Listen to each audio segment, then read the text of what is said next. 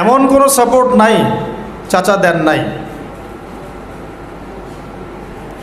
মক্কার প্রায় 13 বছর যখন দাওয়াতি কাজ করছেন নবী সাল্লাল্লাহু আলাইহি ওয়াসাল্লাম, মানুষ গালি দিচ্ছে, কেউ থুতু নিক্ষেপ করছে, কেউ নামাজরত অবস্থায় মাথার উপরে উটের নাড়ি ভুড়ি চাপিয়ে দিচ্ছে, কেউ বলছে এই ব্যক্তি জাদুকর, এই ব্যক্তি গণক, এই ব্যক্তি মিথ্যাবাদী, নাউজুবিল্লাহ, এই ব্যক্তি ফারিকুল জামাত বিভক্তকারী, এই ব্যক্তি মজনুন, পাগল।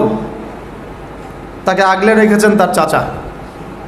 মানুষ অর্থনৈতিক বয়কট করছে, চাচা আগলে রেখেছেন। 3 বছর সমাজ থেকে বহিষ্কার করা হয়েছে, গাছের ছালপাতা খেয়ে থেকেছেন বনু হাশিম, চাচা আগলে রেখেছেন।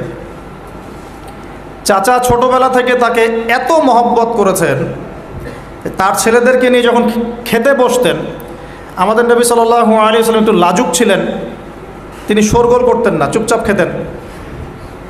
চাচা আলাদা করে একটা খাবার রেডি করে তাকে আলাদা করে ডেকে খাওয়াতো, কারণ সবার সামনে হয়তো সে বলতে পারছে না, লজ্জা পাচ্ছে, শাই ফিল করছে, বাবা নাই মানুষের সংসারে, হয় না? এটা আপনারা হয়তো সবাই বুঝবেন না, আমরা বুঝি। যারা বাবা বা মা ছাড়া বড় হয়েছে অন্যের সংসারে, তারা এগুলো বুঝতে পারে। নবী সাল্লাল্লাহু আলাইহি ওয়াসাল্লাম এতিমদের প্রতি এত রহমদিল কেন ছিলেন? কারণ তিনি তো এতিম অবস্থায় বড় হয়েছেন, তিনি তার কষ্টটা বুঝতেন। আর আমরা যদি এখানে যদি কেউ এতিম থাকেন, তিনি বুঝবেন এতিমের সাইকোলজি কেমন, তার চাহিদা কেমন, কষ্ট কেমন। চাচা আবু তালেব তাকে এত মহব্বত করেছেন, আমি ভাষায় প্রকাশ করতে পারবো না। আর আমরা চাচা আবু তালেব সম্পর্কে অনেক সময় আলোচনা করি, কিন্তু তার চাচির কথা ভুলে যায়। তার চাচির নাম ছিল ফাতিমা।